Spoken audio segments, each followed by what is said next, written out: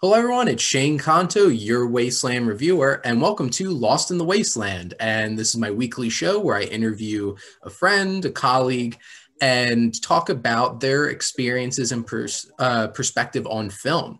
And this week, I'm being joined by Austin here, and who's one of my co-writers at Sif Pop, which has been an awesome experience for me.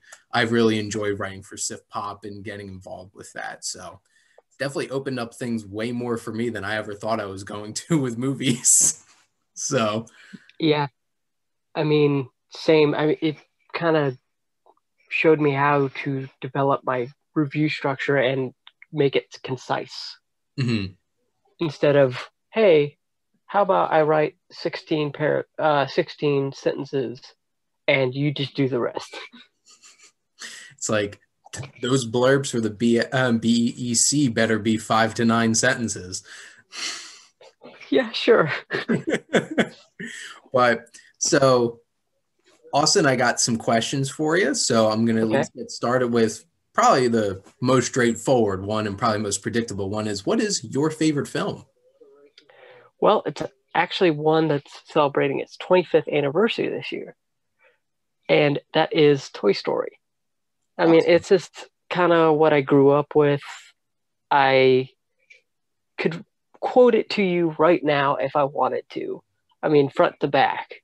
I could tell you what all the toys' names were, everything. I even owned the Toy Story collection versions of Buzz and Woody. Um, it's just something I really enjoyed, and just I don't think we get that level of dedication of animation as much as we think we do. And well, like it's interesting because I just rewatched it because I was at the drive-in this past weekend and Yeah. they had that and The War with Grandpa as a double feature. So I got to watch Toy Story first. And like the fact that my girlfriend and I sat in the car and basically could quote the whole entire movie along with it. And you can do that because you're in your own car and you're not going to Yeah. disturb anybody. And it's just the amount of personality that every character has. And like if you go back through it, it's actually kind of weird thinking that like Tom Hanks is in this 20 Yeah. something year old animation franchise and like Tim Allen who was like super big in the 90s because like the Santa Mhm. Claus and like Home Improvement, and they're so perfect. And like in the three sequels, they never skip a beat.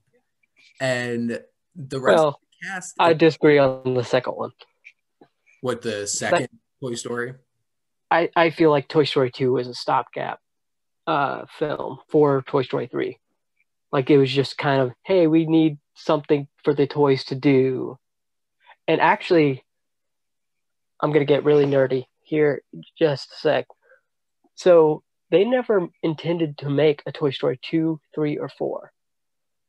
It was just at the behest of Disney saying, hey, we'll make Toy Story 2, we'll make Toy Story 3 on our own.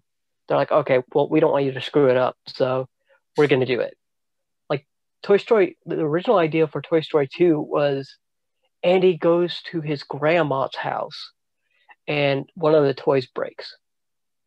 And they meet these weird toys from like the 1930s, and it was weird. And the same thing with Toy Story 3. Disney made Circle 7 Animation its own before Walt Disney Animation was even a thing. Mhm. Prior to Princess and the Frog, all that, they were gonna have Buzz shipped off to Taiwan and like him meet all these recalled toys. And even with Toy Story 4, there was even a more insane idea, but that was more due to script changes at the last minute. And it's like the point I was getting at is just like the rest of the cast is so perfect. Like John Agreed. Ratzenberger, Don Rickles, Annie Poswell, Sean. It's just everything works so well on Jim Varney. Mm. So sad. Perfect as Slinky the dog. And like there's not many films in general, but like animated films, I just feel like they're so pitch perfect. Like even watching like the animation, like the people look a little weird, but like A little. a little weird. I mean, But they like, still look a little weird. I looked at the trailer for Soul, and I'm like, they're still a little bit. well, and like I think with Soul, and that's the interesting thing too, is like, are they really trying to be like photorealistic people? I don't think they are. No, but like the details on like the toys and like the Oh yeah, textures and stuff marks. just everything. So, and Toy Story is a classic, and it was a game changer.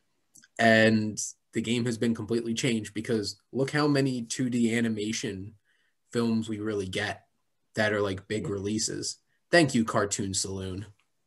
Mm, And that's like basically it. Or Leica, that and Leica. Oh, like I love their stop motion. It's just I I kind of hope they get in the same boat as Cartoon Saloon and agreed. connect with one of the streaming services because Apple TV would be good. I don't think they're going to be making money at the theaters anymore, No, especially after The Missing Link was I not a box office success. I enjoyed that movie. I don't know why I people loved it. didn't like it. I love You all know those films. They're weird, but that and it wasn't a Leica movie, but what was it? Who made Chicken Run?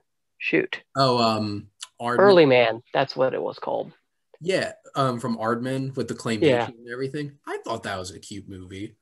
yeah. I mean, like, it's two examples of like where animation studios have really returned to something they really admire in every. I can't even imagine some of these shots.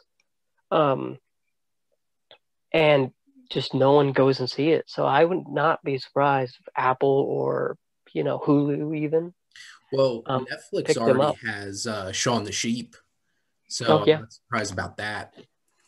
I love Farmageddon. The fact that I that's a need to see Netflix that. original movie is a little weird, but it is. Now, awesome. What's your earliest memory of going to the movies? Going to the movies, I would say Pokemon the movie, Oh where they gave you the trading card and the Pokeball, and it was the weirdest experience because you're like, why am I getting a trading card for seeing a movie about a trading card? It was super, super weird. Mark. But it was just like, okay, this is. I don't even remember much about the movie, if I'm going to be honest with you. I mean, I saw that and Yu-Gi-Oh! The movie, both in theaters. They both had trading cards exclusive to the movie theaters. I don't know anything about those movies. I I remember like the weird clone Pokemon from the because like I've seen the first three Pokemon movies. After that, I haven't watched any of them Yeah, I because tried to watch the new one and I was just confused. it's like the first one had Mewtwo in it, Mm-hmm. and like Ash turns into stone and Pikachu cries, and it's just like, Mm. Okay, I remember that. and then like, oh my god, the Yu-Gi-Oh movie is atrocious. Like, I remember watching that like relatively recently, and like the show cheats. Like Yeah, nobody plays by the rules with the card game. The movie is like extra worse in terms of like that's not how you play Yu-Gi-Oh, but like they don't care. yeah. I mean, I had the whole arm band and everything, so I knew the rules. Oh, I spent a lot of time in college playing Yu-Gi-Oh. Um, I uh, put that in my graveyard.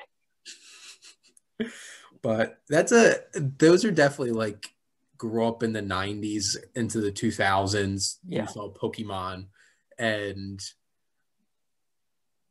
did I see that in theaters? I had to have seen that in theaters. I'm trying to remember, but now, awesome. What's your favorite genre of film? ooh, I would have to say, currently it's horror, but um, usually it's action movies. Like I went. one of my favorite recent experiences has been before Mission Impossible Fallout came out. I hadn't seen the all the ones preceding Ghost Protocol. I had just gone in from Ghost Protocol on. Mhm. So I was like, who are these people? I want to get to know them before Fallout. Because I even went to I don't know remember if it was the IMAX version of Fallout or Dolby Cinema. I can't remember which. I I saw have it to look in at my Dolby. That was insane. and just a just a one of my favorite experiences in a theater, by the way.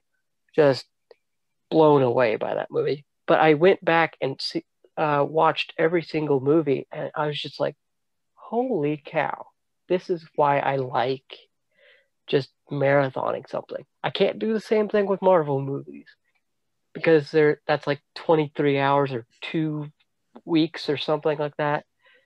I can't get through Iron Man 2. By the time Iron Man 2 rolls around, I'm asleep. Well, the funny thing is that's like the third one.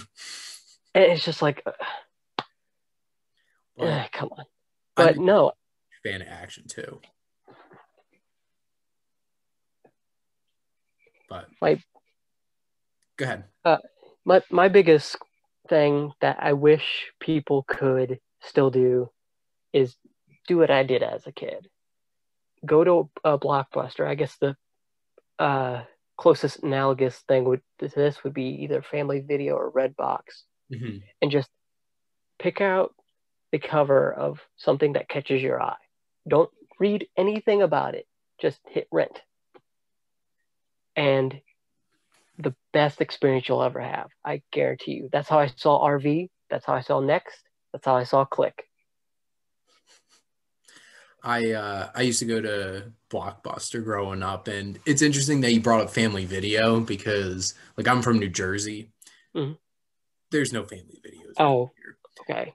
And like the last time I had been in a Family Video was I had been dating a girl from Ohio, Hmm. and I had gone out to like meet her family, and it was the greatest thing going to a Family Video and being like, you can buy the used new movies.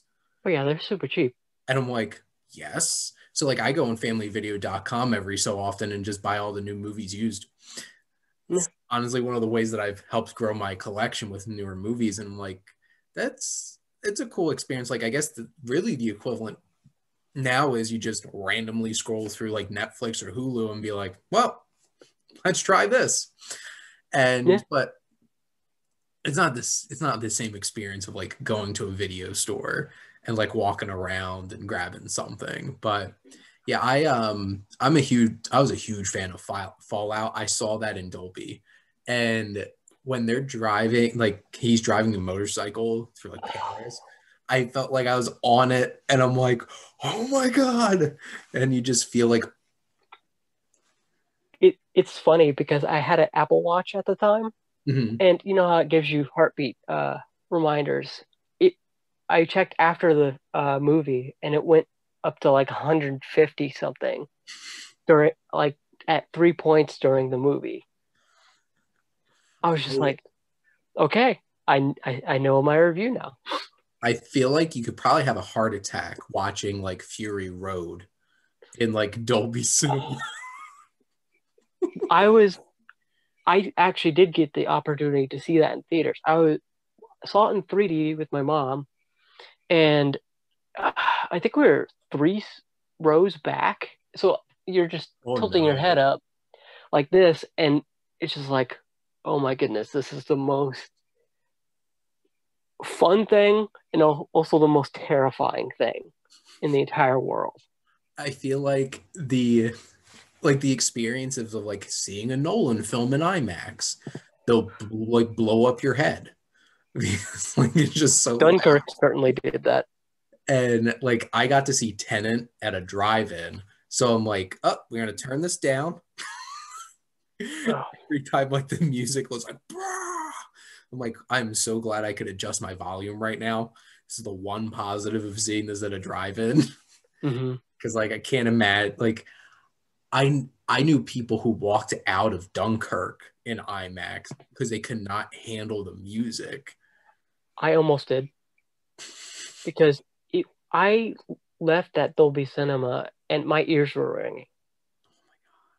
Like I just so then I had to deal with the whole bus ride home of just It's like, Christopher Nolan, find a sound mixer.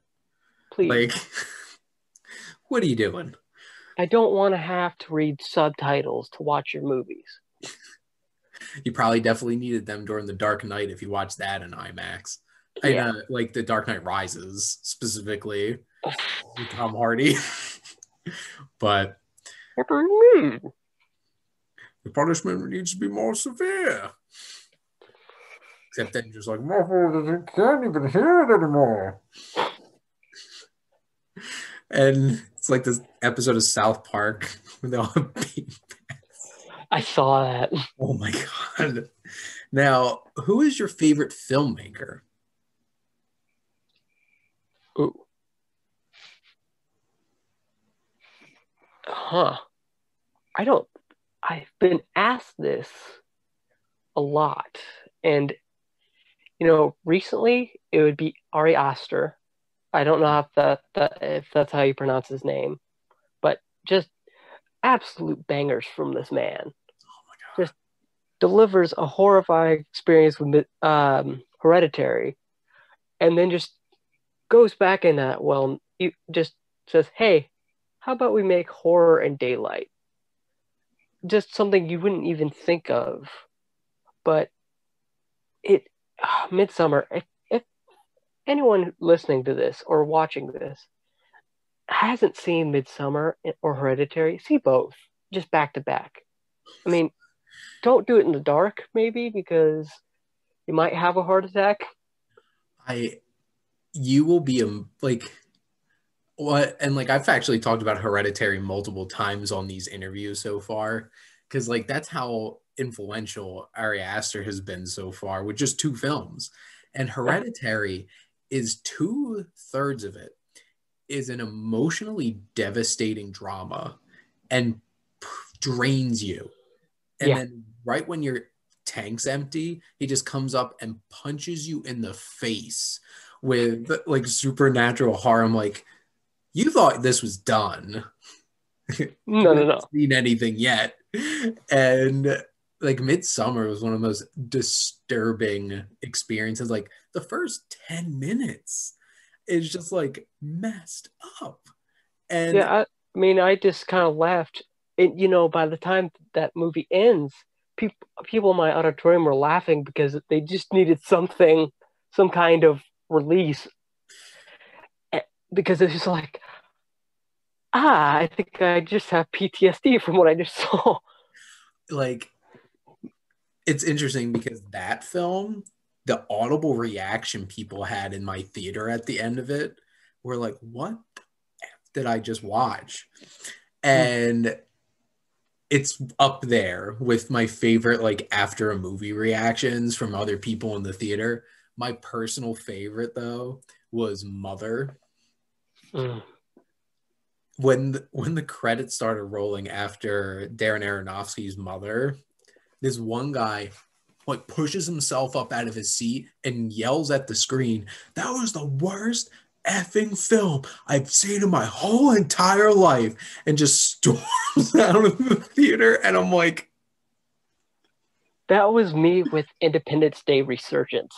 I said, what the F?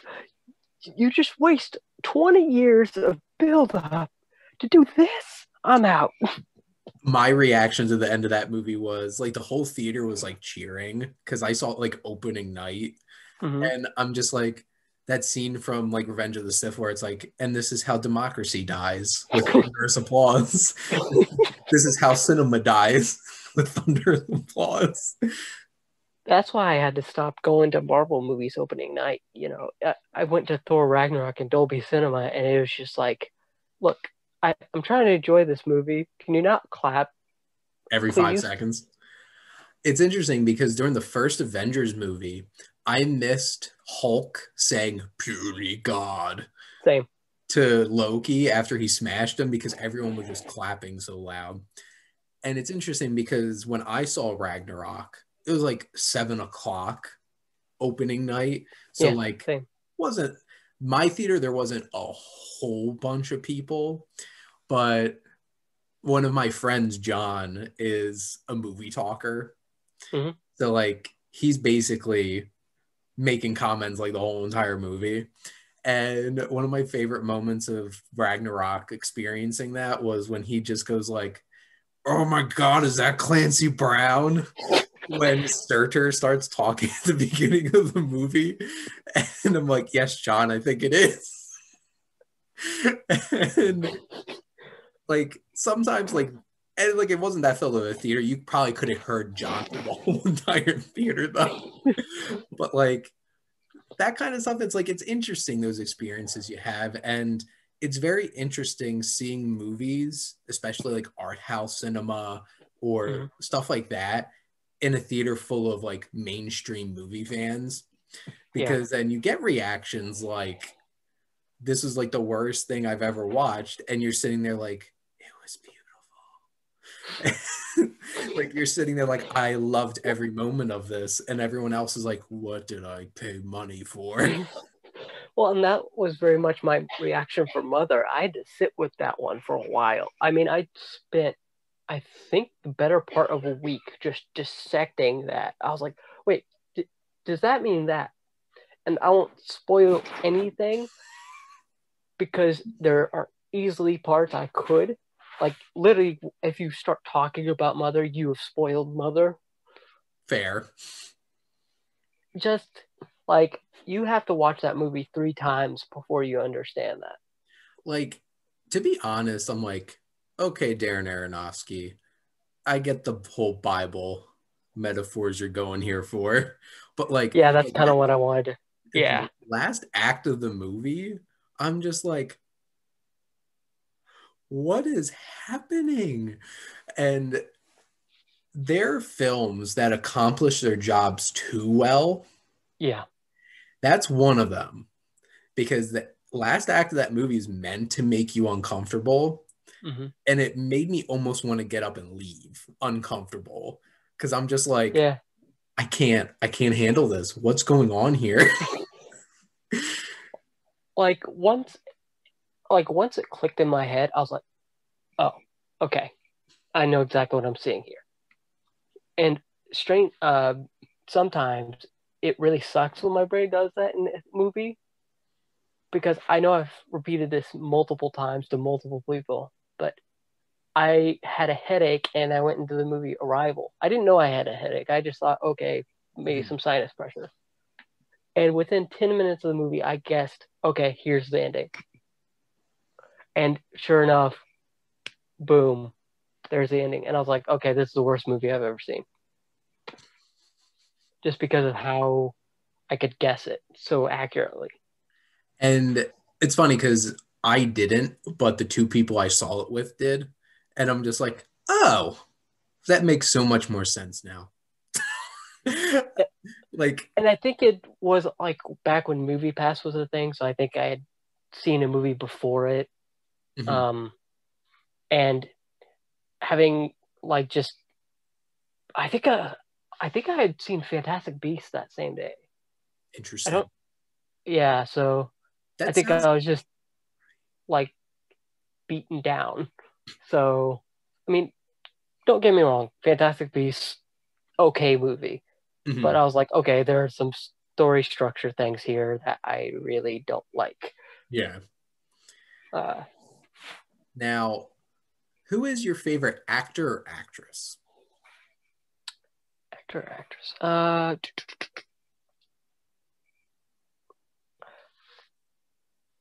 Actor, I would have to say. This is so much easier with Letterboxd in front of me. Um, Probably. Hmm, he doesn't get enough love. Ryan Gosling. Uh, and then actress, I think just based off of her past year, Florence Pugh, because I just and I can't wait to see Black Widow just for what she does in that. I don't care about any of the Marvel MCU stuff after Endgame because in my mind it's over. Hmm. Um, now I'll still watch Spider-Man because that's my guy. Um, and I'm very interested to see what he does with Uncharted. By the way, that's going to be very interesting.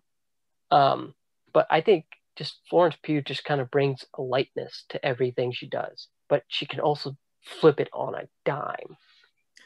I was really impressed by her in Midsummer and also Little Women. I need And to see that still.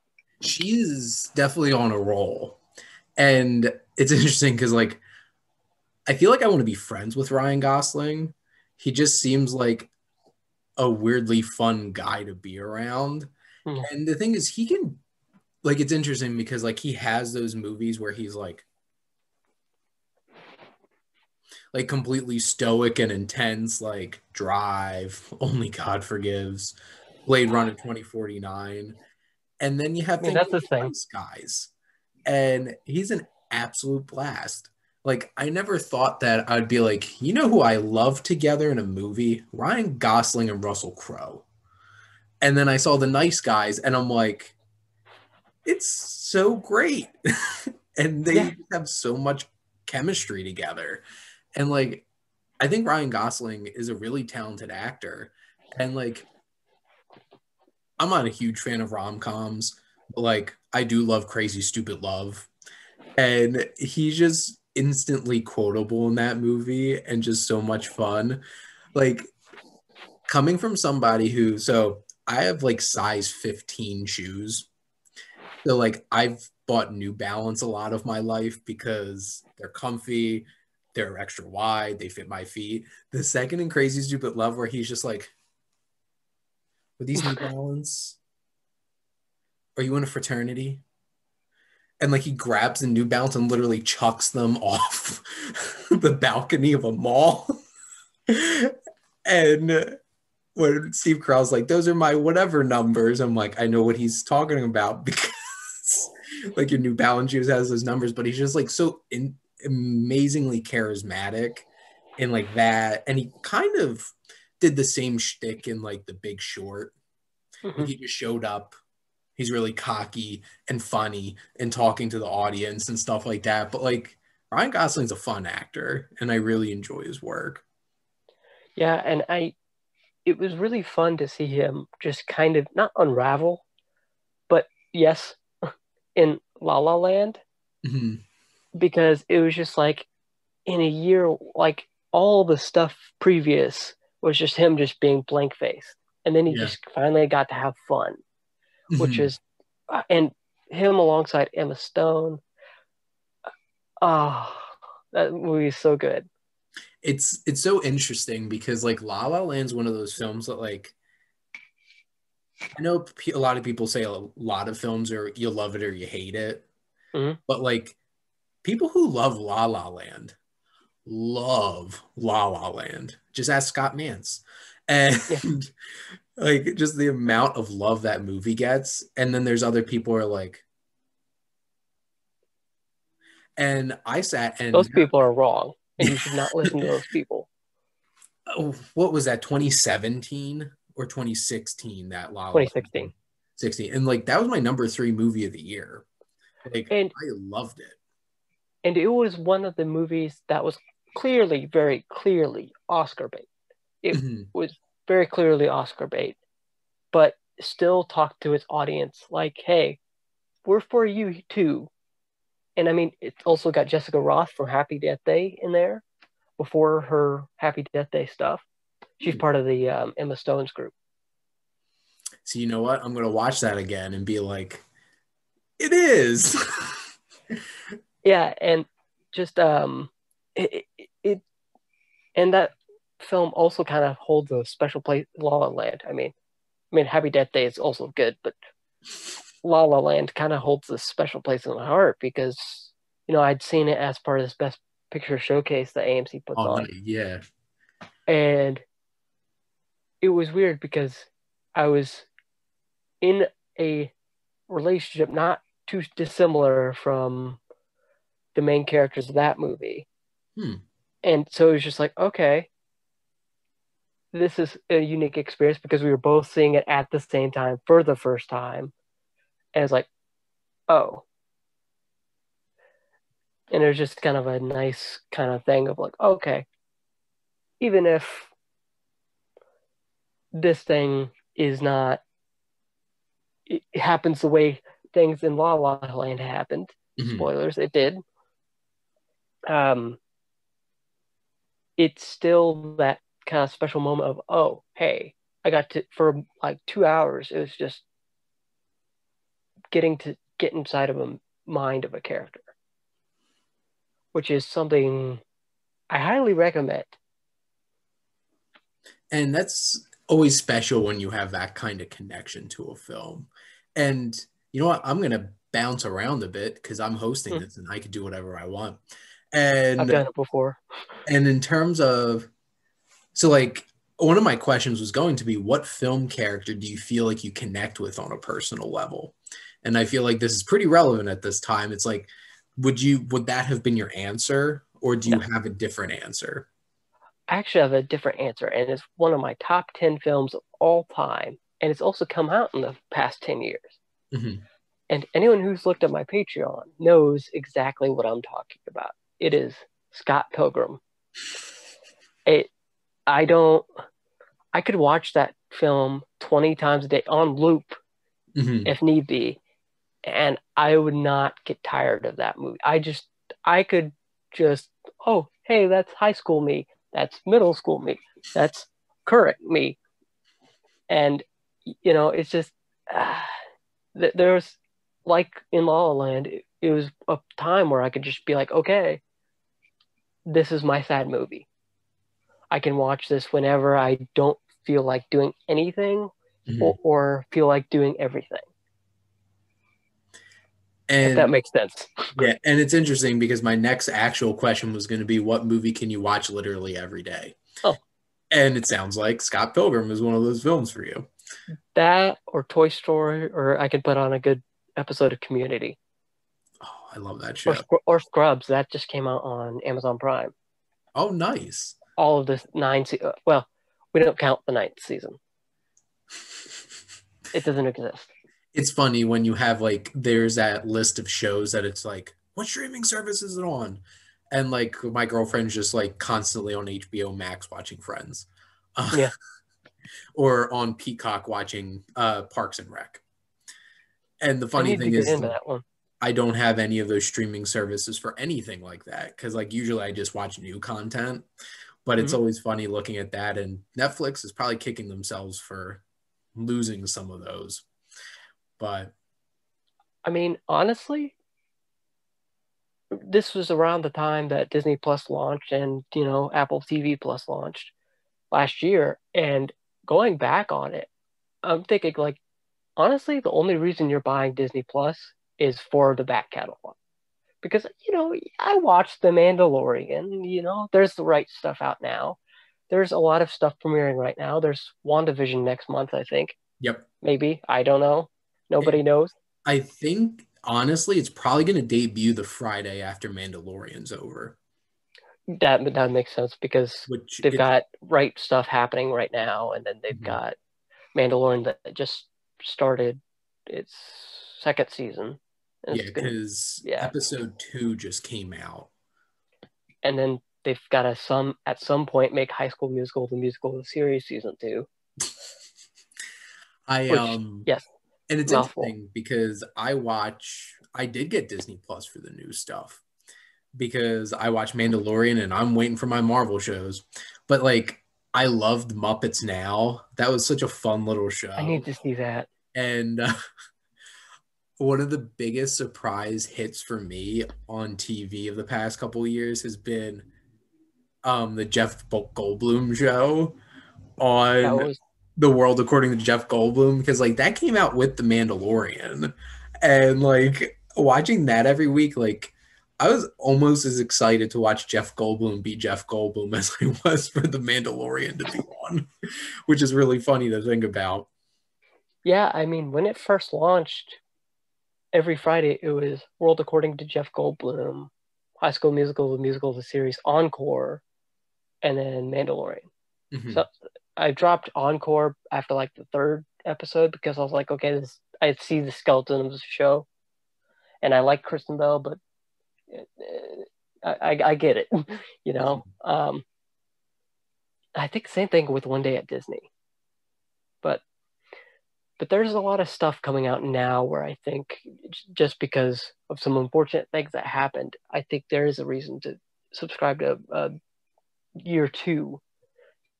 In fact, actually, if you get that Disney Plus bundle, what is it? ESPN Plus and And Hulu. Hulu. I mean, that's honestly, you could just go rock those three, and that could be everything. Because I mean, I've Hulu been has a lot of indies. I've been riding high on Hulu with Archer coming back and Bob's Burgers and Fargo, Mhm. honestly. And I'm just like And there's the Nick happy with these movies. Robinson, um, Kate Mara led a teacher that's released today. Yeah, I The watched first the two first three episodes. episodes today. Oh, first three, yeah. And such a bad touch kind of show. You're just sitting there being like, don't do that. Don't do that. Oh, God, you can't possibly do that. And she did. And I'm just like, because like obviously like the show's about a woman having an affair with her senior high school student. And you're just sitting there like, don't accept his friend request. Don't do that. Don't drive him home. Don't do that. And it's just like thing after thing after thing. And you're just like, oh, you're just asking for it. And I think that's the show being written for a network rather than a, a network show, if that Mhm. makes sense. It's like whenever they advertise it, it's FX on Hulu. Yeah. It's never, in fact, it probably should be on FXX, honestly, if you know what I mean. Yeah.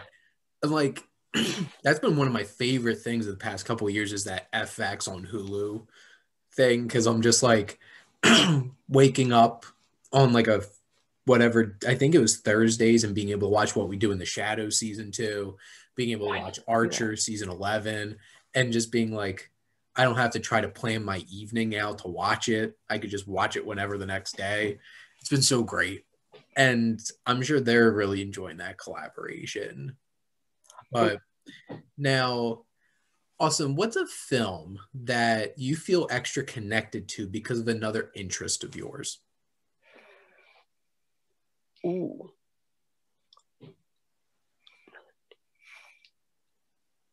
Huh. I I would have to say I don't know why this is coming to my brain right now, but the 2010 era Great Gatsby. Okay.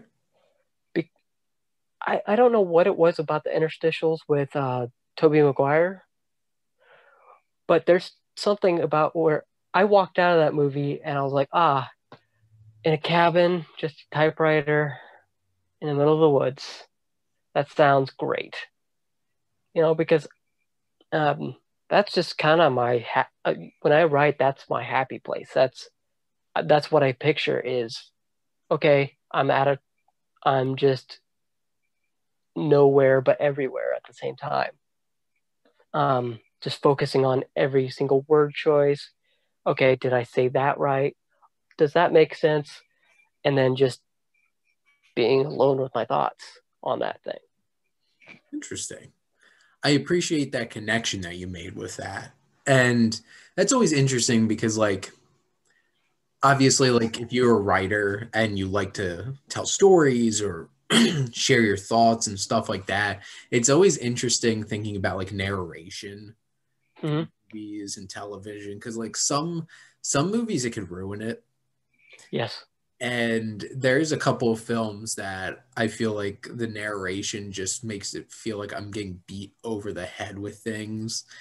And then you have other like perfect example.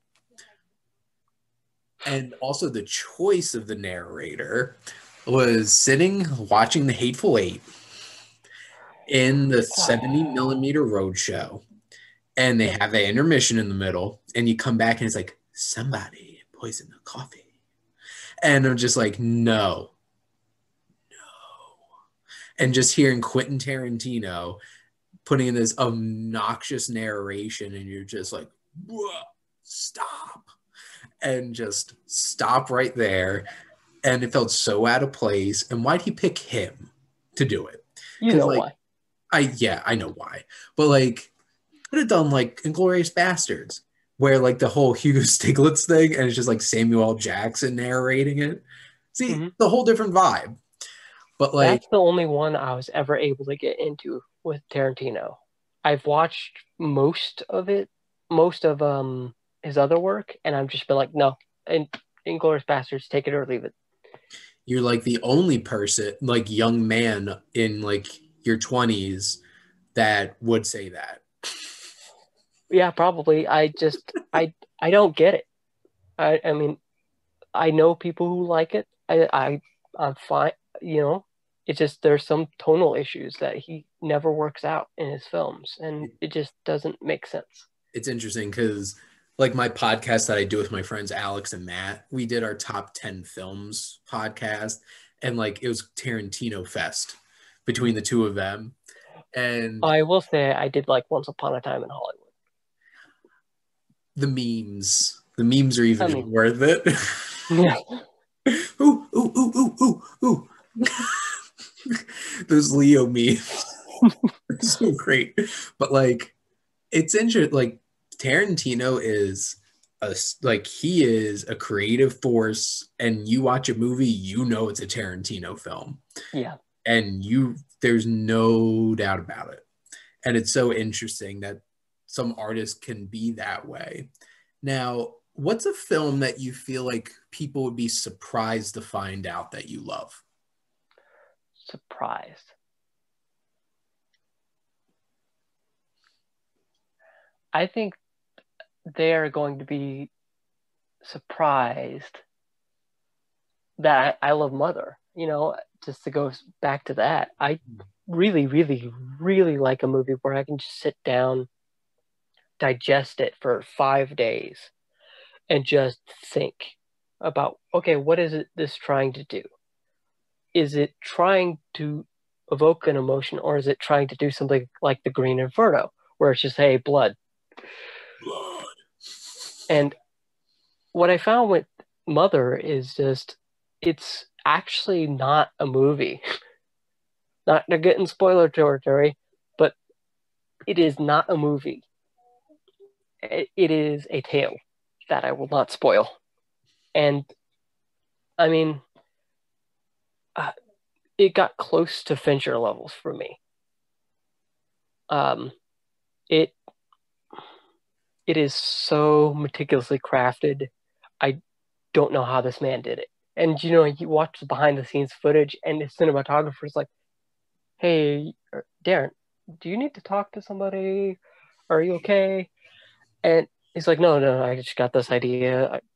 It's weird, but you'll understand it in like 2, 3 years." Um, I do bouncing off that. I think one film that I think people will be surprised that I hated at first, but then loved, would be Blade Runner 2049, as well as Logan. I feel that whenever you hype up a film, um, you destroy any chance of it really giving it a chance in the audience's eyes. Mm-hmm. I will not say what I'm referring to because it refers to another movie I'm going to be talking about this week. If you're a patron, you know about what I'm talking about. But there are things in it where I'm like, there are going to be people who really hate this movie for the choices it makes, but it's so much better when you think about it. It's interesting because you bring up Logan, because like I grew up watching X-Men from the very first Same. one, and like people called me Campus Wolverine in college because like I had Yeah. mutton chops all the way down my face, and like I love Wolverine, and like Hugh Jackman is one of my favorite actors, and I remember watching Logan. And the first time I watched it, there were some glaring things in it that I really did not like. And but in general, it was so interesting sitting there because like I'm named after the movie Shane. Okay. And sitting and watching like in Logan, them watching the movie Shane and being like, my Is life that what they were is watching? now. Is that the movie they were watching? I could never find that. Hmm. And so they're watching Shane, and also there's plot points in the film that are like reflective of the plot of Shane I have heard of that. specifically. And there's a couple of things in the film that I really did not like, and it really sat with me for a while after I watched it. And it's one of the films that like I very rarely change my ranking of movies throughout the year. That's Mhm. a film that actually like I originally put that in like I don't even think it was in my top 30 at that point, and I was going in that movie ready to love it.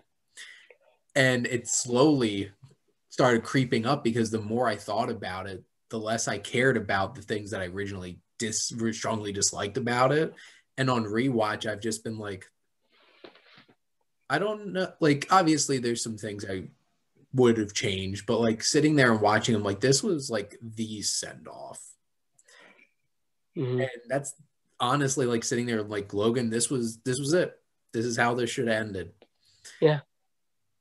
And I mean, like, considering some things that are said in the Wolverine, it, yeah. The first time I saw somebody make that connection to that one line from uh the Wolverine, I'm just like, I can't unsee that. Like I can't unhear it. I can't Like, unsee it now. And every time I watch Logan, I'm like, cry.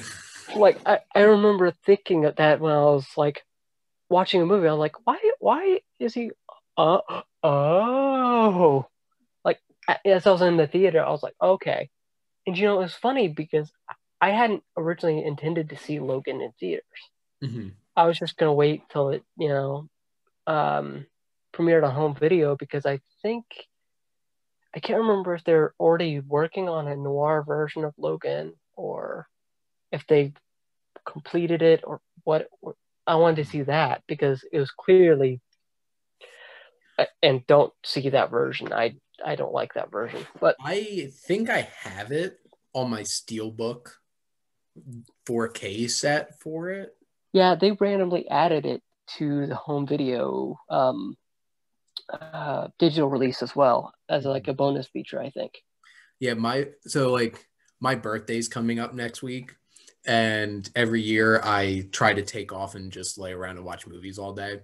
I will be watching the black and chrome version of Fury Road for the first time because like I have it, but I've never actually decided to watch it. And obviously, Fury Road means a lot to me, Yeah, and I'm like, it's interesting when directors like will do something like that, and like, and it's so interesting because the color in Fury Road is so like yeah. happy feet. And it's like the weirdest thing realizing that George Miller made the Happy Feet movies. I'm the one who wrote the BEC for Happy Feet, So like so it's I'm in the same boat. but so I have one more question for you, Austin. Okay. What do you love most about movies? Uh, I will steal a quote from one of my English teachers Okay. about just storytelling in general. A story is meant to, you are meant to view this through a window. This is a small, you are outside this window. You're just looking in for just a moment, Mhm. and then you move along the sidewalk. That's what a story should be. There doesn't need to be anything before. There doesn't need to be anything after. You do not require explanation for what came before or what's coming after. Even though that really made me mad in English class when she said that, because I was like, look, no, I need to know this, this, and this about Hamlet. I don't think you understand. Um, but but the ability to just, and I say this in 12-hour shift, I think, it places you in the mind of somebody. And a good movie can do that. And if a movie can't do that, then something along the way has failed. Something. It could either be in the sound design, maybe it's the soundscape isn't as round as you'd want it to be. Maybe the tone's a bit off. And, I answered this in a Twitter thread. I think Matt Neglia of Next Best Picture asked, like, what is most important to film, and it is direction, I think, because that sets a tone for the movie that even the script writers can't set. Because you can write a script, but understand that the director is going to take that script and just maybe throw out 20 pages of that and write it and rewrite it. And, even the best films are probably written 3 times. And just that's the best movie, is when you can just go into the head of somebody you don't even relate to, someone you don't even know.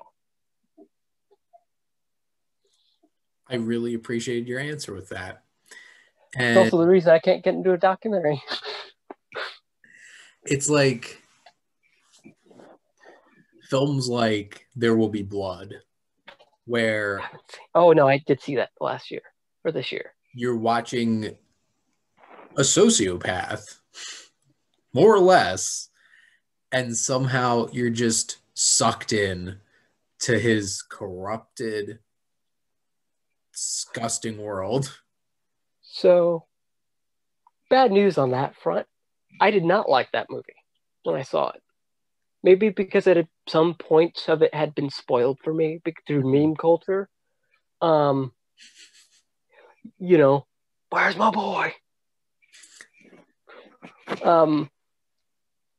But I think 10, 15 years later, I forget how old it is. I think it was made in 2006, 2007. It came out 2007. Yeah.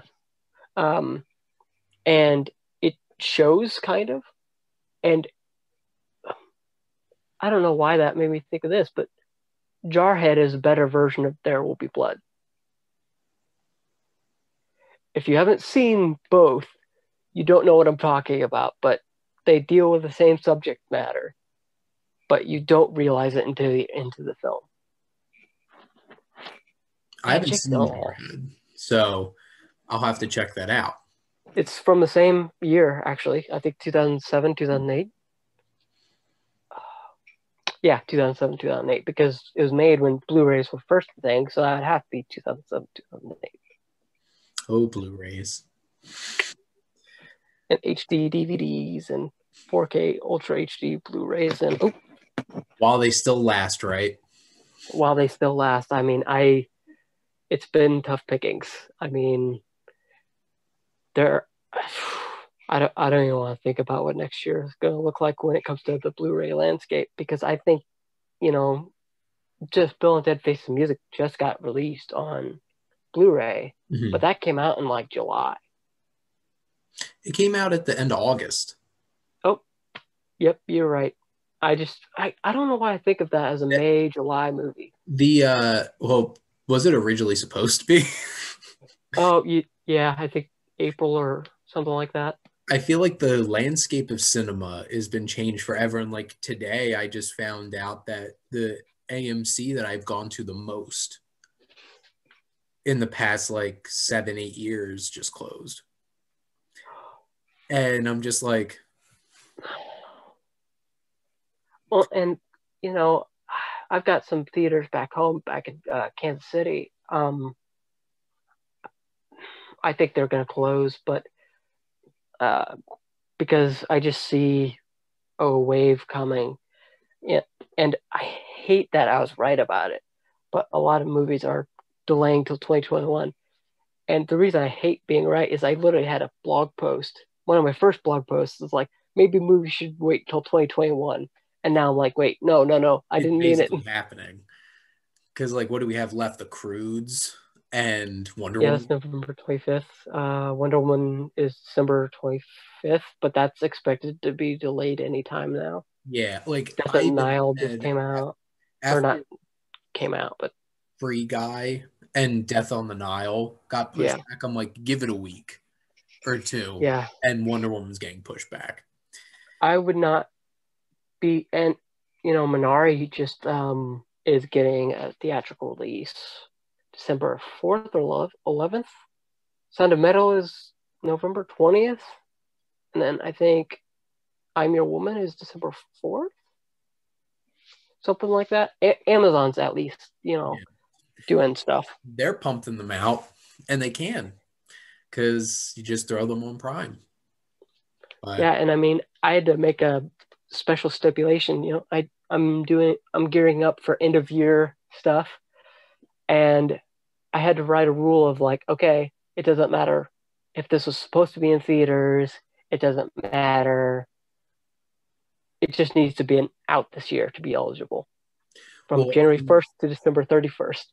I do the Wasteland Reviewer Awards each year on my channel, and I don't care if it was streaming, if it was on, like, one of my favorite movies this year was Bad Education, and that I was an HBO film. see that, man. Keep And, like, forgetting about that one. I'm counting it because it was a great film. I really enjoyed it a lot.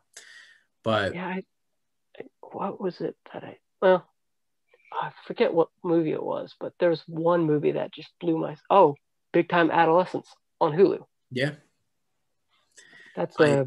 Hulu had some, like, I love Palm Springs. I had Oh, yeah, so that's much another fun one. with that movie. Oh man, that's something I could watch again and again. But Hmm.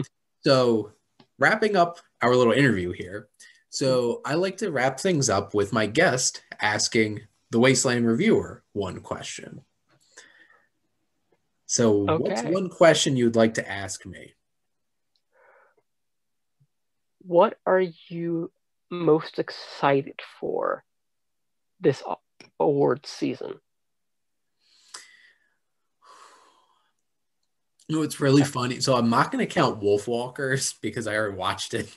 Yeah, But, like, that, if you asked me that a week ago, that 100% would have been my number one because, like, yeah. I love Cartoon Saloon. But I guess now with what's left, it's a good question. I I'm probably gonna have to say Mank at this point because can't go wrong with a Fincher film. No, And you cannot. and it's gonna be on Netflix. And getting to watch Gary Oldman do his thing, I'm excited. And the thing is, I do have a really big soft spot for films about film.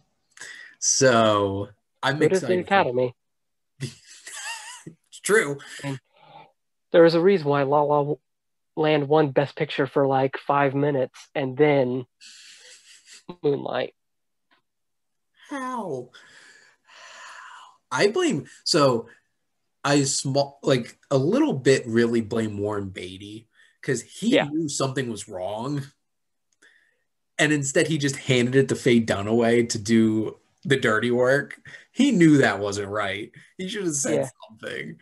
But yeah, I would probably go with Mank at this point because, like, I'm looking forward to Sound of Metal, It's good. Nomadland, Ammonite. Ammonite's probably a close second because I love Sarah Sharonan. Mm-hmm. She's probably my favorite actress right now, and I'm very excited for that film. But I think I love a great director. Yeah, And honestly, if you were to ask me what sells me most on a film, if I see Cohen's on a movie, sold. Nolan, that's an event. I will be at the theater. And I'm so glad I got to see Tenet on a big screen, even if it was I did draped not. over a shipping container at a Navy yard as a You know, drive-in. maybe they could have inverted the shipping containers and then like projected it up It was instead of like, to the side. and it's really sad too because the Philly Film Society has shut down their drive-ins again because Philly's shifting Yeah. back to lockdown again. And I got my one drive-in in New Jersey. I'll drive 50 minutes for it, but I'll do it.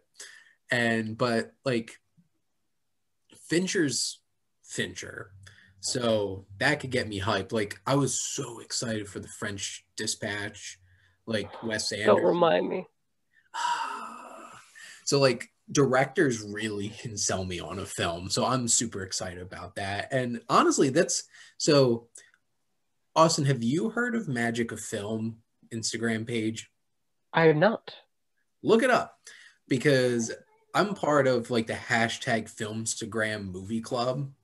And they do so like we're in like week 6 now Hmm. of like each week for a whole month is a director and we vote on the movie to watch and we all review it. And Hmm. we don't have to review it, but like everybody puts reviews out. Like the first month was Hitchcock. So like there was Vertigo, there was Dial M for Murder, um, North by Northwest, Psycho. And then now it's Akira Kurosawa, and we watched Ron, and Akiru is this week. So like it's a really cool thing to check out. So I'm going to shamelessly plug it right here. No worries. Like Magicus Film is such a cool channel, and like the whatever you want to call it, the site, the account, like the guy who runs the account had like hundreds of people vote for the top 100 films. And that was every day he released one. And that was a great 100 days of building up. And like Parasite came in at number 3. And Huh. so like there was definitely a recency bias on it. And like The Lighthouse made the top 20, but like the top I 2 still were, need to see that. but like I think the top 2 were like Pulp Fiction and 2001: A Space Odyssey. So rise. But it's a really cool page to check out. So check out Magic of Film. And if you have the time to like join in on the Filmstagram movie club, it's a lot of fun. Yeah, I probably will. And it's funny because of kind of, with the Toy Story anniversary coming up, which I didn't realize till like a couple of days ago. I was like, I'm toying with, and I guess this is exclusive for your viewers. I'm toying with the idea of doing a Toy Story rewatch. That's including the shorts, all of it. Awesome. And by the way, Toy Story 4 is better than Toy Story 3. So I'm one of the people in the camp that absolutely loved Toy Story 4. I'm Say, like, I was so pleasantly surprised and it was unexpected for me with how the story went. And I was I think it was in my top 10 last year. I was expecting to not like a lot of the supporting characters. I'm like, how's Key and Peele gonna fit in a Toy Story movie? Mm. Amazing. The two of them, Ducky and the bunny, were hilarious. And like Keanu Reeves, what a year. 2019 for you, Keanu. Always be my We can delete John Wick 3 from that, right? huh? We can delete John Wick 3 from that timeline, right? Were you not a fan? I was not a fan. I was not crying tears of joy by the end of that. Well, that's okay, because I had enough tears of joy for the both of us. So but like Duke, kaboom. And Canada's greatest stuntman. just so much fun. Oh yes, we Canada. On that note, that was great. But Austin, thank you so much for joining Lost in the Wasteland this week. And thank you all Thank you. for tuning in and always supporting your Wasteland Reviewer.